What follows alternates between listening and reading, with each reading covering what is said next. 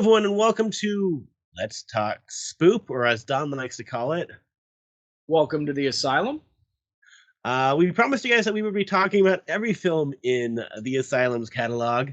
We've already talked about some of them, at least Don has, and I have honestly seen a lot of the ones he has. So actually, I might have seen almost all the ones you have, or close to it. I'll let you 12, 12, 12. No. I've talked about 12, 12, 12 before. Looking forward to watching that again. Really? Okay. So here's what we're going to do. We're watching one film of the Asylum every single time we do one of these. We have a wheel that will pick randomly. The very first one we did, of course, is not random. We just picked one because everyone on the planet knows the one it's spoofing, or what's the word you use for it? It's not a spoof. That gives us too much credit. Mockbuster. Mockbuster is what, if you look up the Asylum's Wikipedia page, they refer to them as Mockbusters. So for those of you who have never heard of the Asylum is a film company that made their name, I guess. They became famous or infamous for the creation of mockbusters. And a mockbuster, if you aren't familiar with that term, is a ripoff of an already existing movie in an attempt to trick your grandma into buying you the movie. So, like, your grandma hears you talking about how excited you are to see the new Transformers movie. 3 weeks before Transformers comes out on video, Transmorphers comes out on video. And your, 70-year-old grandmother who doesn't know any better, who's like at Walmart and sees it, is like, oh, I'll buy him this because I know that he or she really is excited about this. And thusly, they made their money. And apparently, it's a working business model because they're still around. And then they've been, they've skyrocketed a bit into cult memory, I guess, due to the Sharknado films, because the Asylum made the first, and as far as I know, all six Sharknado movies with Syfy. So, like, they made that Sharknado movie. For some reason, you guys all loved it. I don't know why. And that made Asylum way more money than they deserved.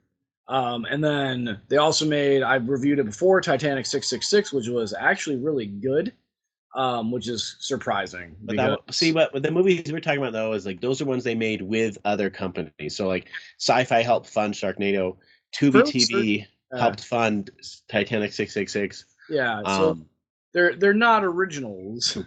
The ones that they like team up with other companies to make are actually watchable.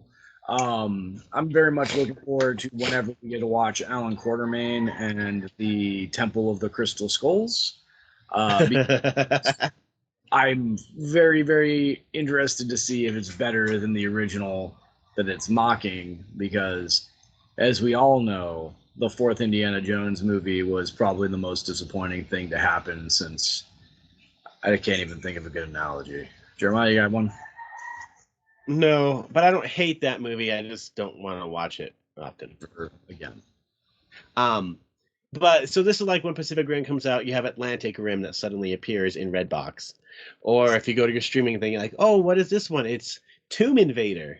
And, you put it on. You'll see them in streaming services everywhere, especially any free streaming service. You'll see these ones everywhere. They're on TV a lot. Now, a lot of them, they decided they partnered with Syfy to make, because Syfy used to make a lot of their own, like Mansquito and, giant, was it Mega Shark versus Giant Octopus and stuff like that. The Thrilla and Manila line. Wizard of Earthsea. Yes, though that one seemed more fits better.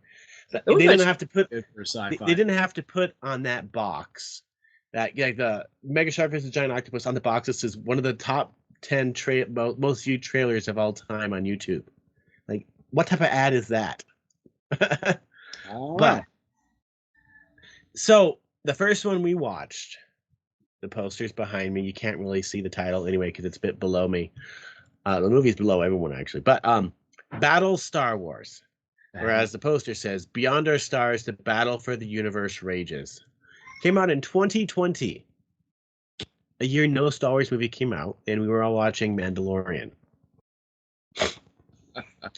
I'm not sure how they confused people, unless they were just trying to come out right before Rise of Skywalker on DVD, which is possible. But Rise of Skywalker doesn't quite turn into Battle Star Wars. But who cares? I don't think anyone's going to confuse Star Wars and the Asylum's movie ever.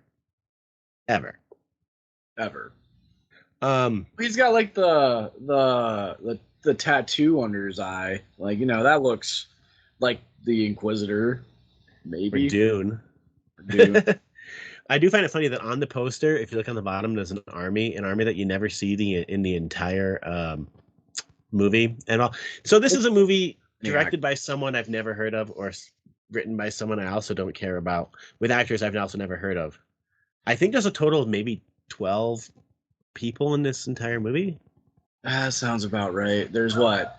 Astaire, the Darth Vader ripoff, the robot lady who plays two separate robot ladies.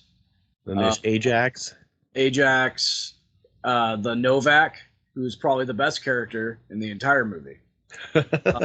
I am Novak. The kind of Han Solo, Luke Skywalker crossover character that they made. Yep. Yeah, that's 6. The bad Viking like dude. Yeah, the Darth Vader ripoff. I already said him. Oh, Astaire's dad, who I don't remember. Lord Mallister. Yeah, but Lord Mallister. And then there's the two guys that the Han Solo ripoff wakes up and shoots. And then there's like 3 extras in one scene. It might have been some of these other ones. And then there's like one alien pilot. And of course, you can't forget the Paladin. The Paladin that carries a sword straight out of Halo and wears the worst possible armor in existence. Yeah, I don't. If I can find screenshots, I will try to put them in this video as much as possible so you can see what we're talking about. So this is a ripoff of A New Hope, not Rise of Skywalker. A New Hope, a movie that came out in 1977. Here's the summary. Quote, quote, when the leader of the evil coalition threatens to destroy our rebel planet for its resources, his daughter will have no choice but to join the rebel side and fight for what is right. I don't actually know what the coalition is after seeing this movie. So from what I gathered, the coalition was like this massive intergalactic NATO that all like joined together and then eventually became like their own like singular entity instead of being like separate planets or what have you. They became like this one single entity. Like, I guess really in Star Wars, like the Republic, right, was all the different planets that were joined together in one group. And then eventually that devolved into having a singular leader. This movie's version of Palpatine, Mallister. So the coalition, bathrobe wearer. Yeah, bathrobe guy. So the coalition is the Empire, sort of. But this movie starts off with them like waking up a paladin who's attacking them, but not. A ship blows up, but then they're flying away. I'm like, what the heck just blew up then? I don't understand what just happened. If Paladin's fighting literally everyone because he wakes up badly, I guess, like most people do. I guess he woke up on the wrong side of the cryo chamber with armor on. Yeah. Well, I mean, have you ever slept in like full body armor that's that blocky and uncomfortable? Like, I would probably... And then the daughter of Lord Mallister, who is really hot, helps the rebel side, but the rebel side's like this one planet that apparently doesn't listen. Literally, the rebel side is literally one guy. Like, it's Haven. Yeah, it's literally one dude. And then I guess like 10 ships later. Well, that's the extras were part of the rebels, right? Yeah, because like remember she like runs in to the warehouse, and she's like pretends to call her dad, and then instead of like kidnapping her, which would make the most sense, they all freak out and run away. Yeah. So this is a movie. I'm pretty sure. I know it says Jeremy M. Inman wrote this movie. He apparently wrote other movies we're going to definitely see, like Sinister Squad, Avengers Grimm, Monster Hunters, Superhero Party Clown. What the heck? I'm really looking forward to Avengers Grimm.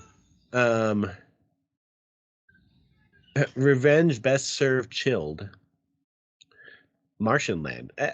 Great stuff. I don't think this had a script when they were filming it, because it definitely seemed like the type of thing they made up as they went.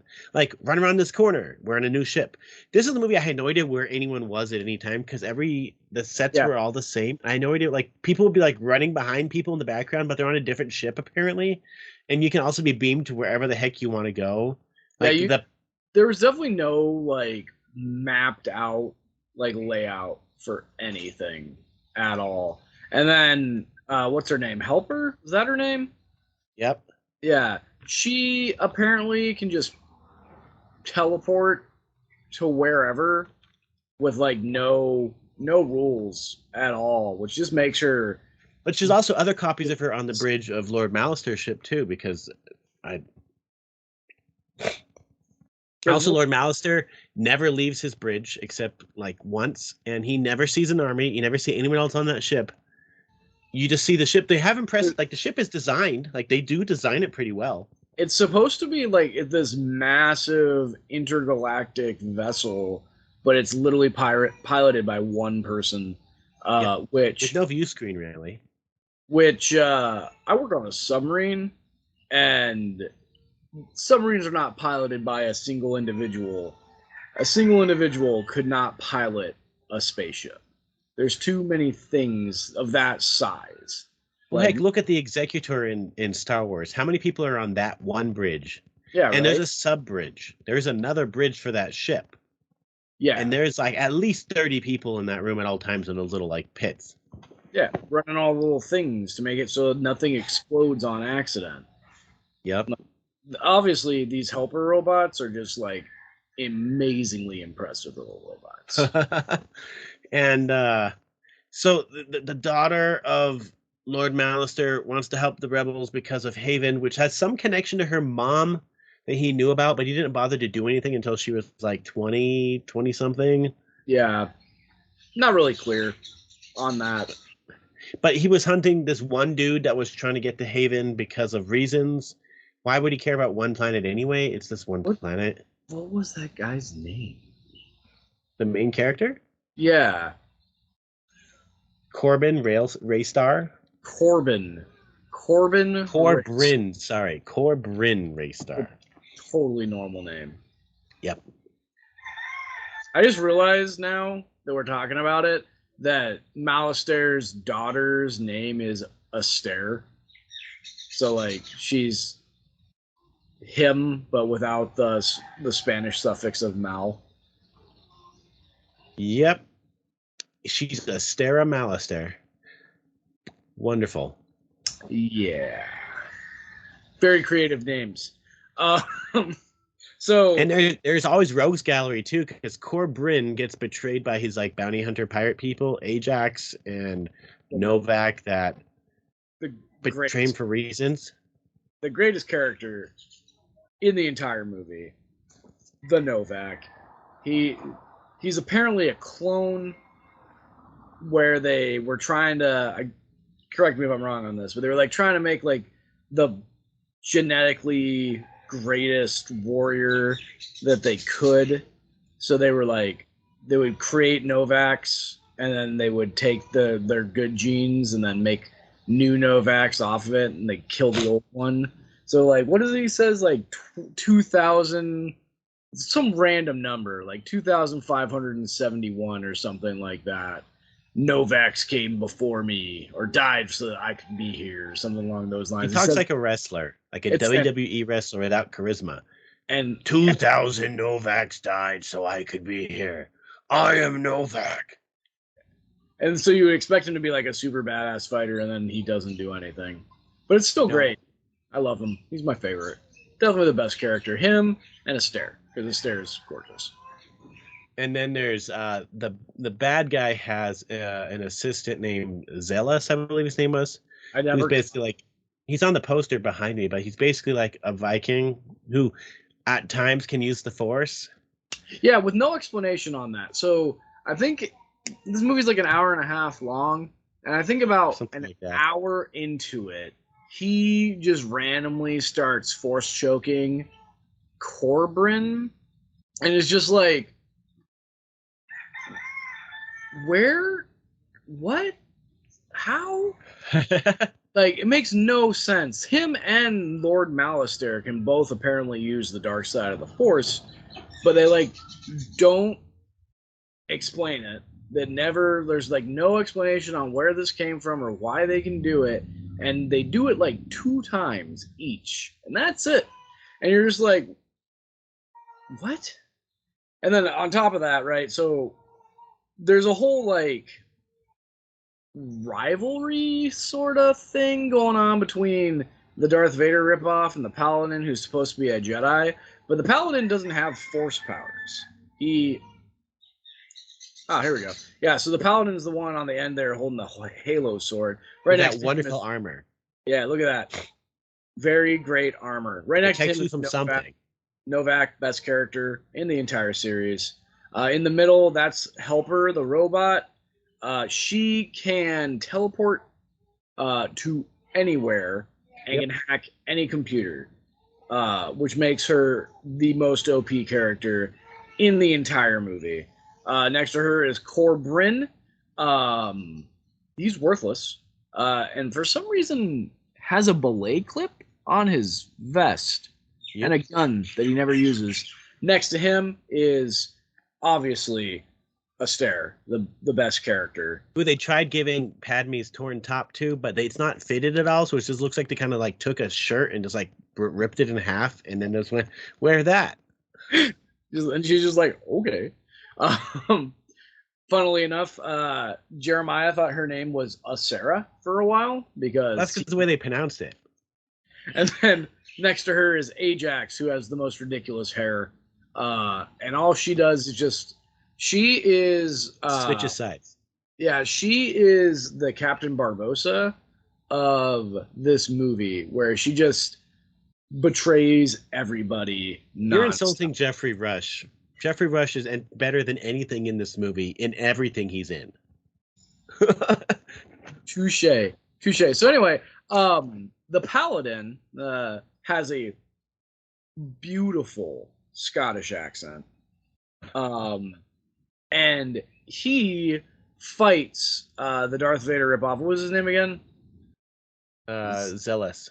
Yeah, Zealous. He fights Zealous like. If I can find a picture. What the heck is she doing? There's Malastare. That's Malastare, or Lord Bathrobe. I guess there's no picture of him. That's just the best we got right there. And there's army you never see. That you never see. Does not exist. Anyway, so the dude in the background, he's the Darth Vader ripoff. He has apparently killed Paladins. The Paladins are the Jedi, so... And Novak for some reason, too. He just kills everyone, apparently. That's what he does. But, so he's been fighting, killing off Paladins, and he killed the entirety of them, just like Darth Vader supposedly did. And then this Paladin shows back up, and so, like, they fight each other 3 or 4 times, and the fights make no sense, because, like... They're terrible. They have guns... And then he just lets him run away, and he's like going really slow, and he chases him with a sword instead of like shooting him. Yeah, well, I mean, of course he runs really slow. Look at his freaking armor. But like, Lord Bathrobe, Lord Bathrobe. Look at that armor. Look at the leggings. Like, are those galoshes underneath those? Protect him. Is he wearing dress shoes underneath? Look at that. Are those dress shoes? I think so. Those are like leather dress shoes. So is the everyone else has like military boots, like combat boots. Dress shoes. He might be wearing dress shoes. I think he is. Everyone else has combat boots. But anyway, so the thing is that like, not only do they have guns that they can shoot each other with, that like the Paladin and Darth Vader ish, don't ever use against each other.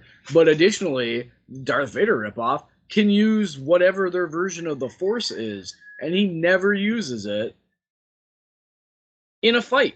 Period. Like he uses it to intimidate Corbin, and that's it.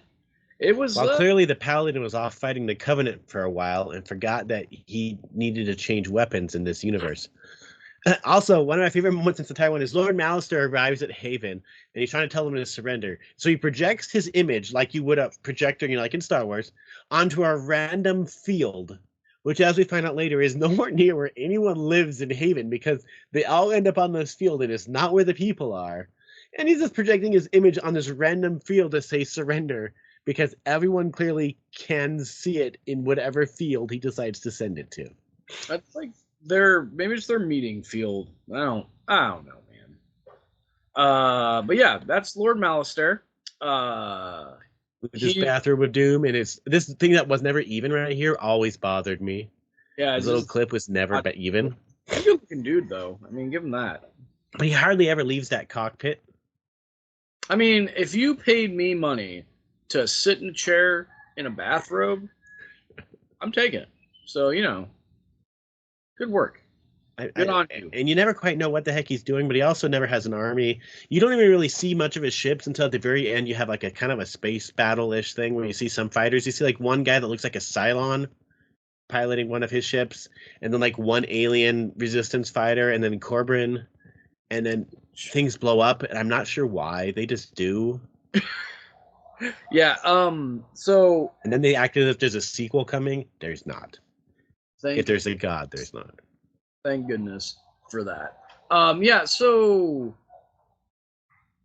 okay, so to break down the movie. So it opens up, Corbin is on his way to Haven, and all of a sudden the Paladin comes out of nowhere and like tries to stop him for some reason, and then he convinces the Paladin that it's a bad idea, and then they blow up the ship they're on. But somehow have enough time, A, to throw the Paladin to cryostasis for no reason, and B, for Corbin to get away? On a different ship? I don't understand. The ship that blew up, was that not Ajax's ship, or were they on a different ship? It was not. What ship was even there? Ajax didn't show up. That was like the whole thing. Because for some reason he insists on trusting freaking Mohawk Lady, even though Mohawk Lady, the movie opens up with her just bailing on him. But then he trusts her anyway. Ugh. So anyway, then we get, time passes, and he's talking to her and trying to convince her to join Haven, which is, I guess, somehow gonna stop the evil coalition because they have this material called mana that lets off a radiation field so that the planet can't be found by scanning. I don't know. This movie like makes up a lot of like pseudoscience, but then they don't explain anything. Although it's also like there's a lot of awkward pauses in all the acting. Like there's no editing in here. Sound effects were sometimes there, sometimes not. Some actors took things seriously, like Malister. Other actor and Novak, and while other actors realized what movie they were in. Yeah. Right. Costume department just kind of said, "Wear your own costumes," I guess. By the way, this is not to be confused with the 1980s Turkish Star Wars film that's always called Battle Star Wars, or the dubbed version is called Turkish Star Wars. Not that one. That one's actually better. Huh. I didn't know about it. I like to think that the actress that played Astaire just had that outfit. Like that's just what she wears when she goes to the club. That was her audition outfit, and they said, "You're cast. Wear that. You're hired." And she's like, "I haven't spoken yet." They're like, "You're hired." And they're like, "All right, cool, I'm in." But yeah, so this movie, it's terrible, and it doesn't like doesn't establish rules, and then it doesn't, and then it goes on to break non-established rules. So you don't really know what's going on at any point in this entire movie. I did appreciate though that when they let the paladin out of cryostasis, he like flies off, right? For reasons, and then he's like flies through space. Yeah, and then he comes back, and they're like doing something else, and they're like, "You can fly," and he's like, "Well, not now. That was, in space without an atmosphere." And I was like, "Oh, hey, science." And that's about it. That was the only science in the whole movie. Can't fly with an atmosphere, but in space, totes. Got it. And yeah. And if there's a scene where they try to do martial arts fighting. I don't think they had a safety coordinator or stunt people or a choreographer, because it looks like the type of martial arts fighting you'd see on like a elementary school playground.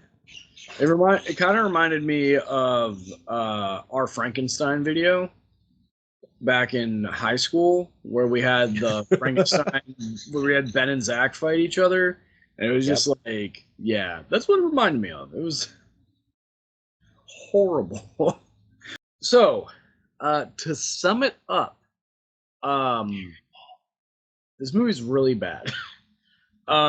It doesn't fall into the so bad it's good category, like supposedly Sharknado, Boa versus Python, Albino Farm, movies like that, or even for some of our older fans, Rocky Horror Picture Show, right? It doesn't fall into that category. It falls into the category of garbage.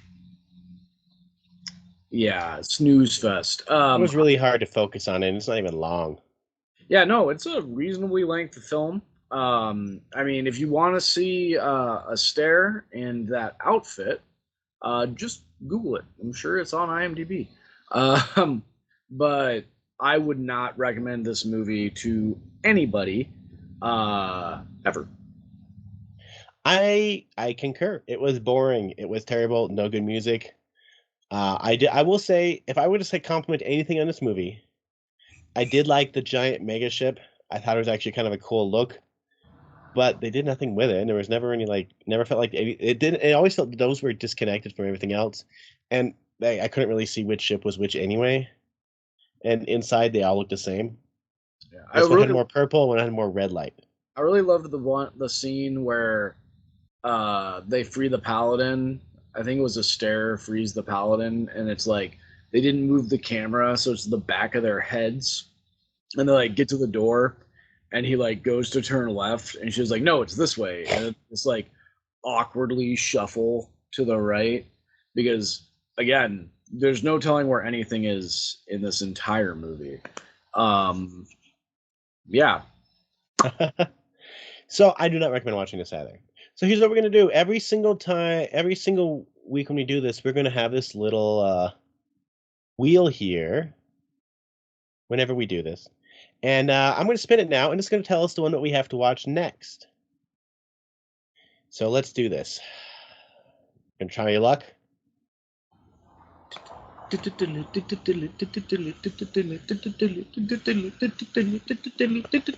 good? And we get Mega Python versus Gatoroid. All right. Basing just off the title, I'm expecting a giant snake and a ripoff of Mechagodzilla. That's what I'm expecting. Hey, at least it's not Snake Out of Compton. Is that a movie in there?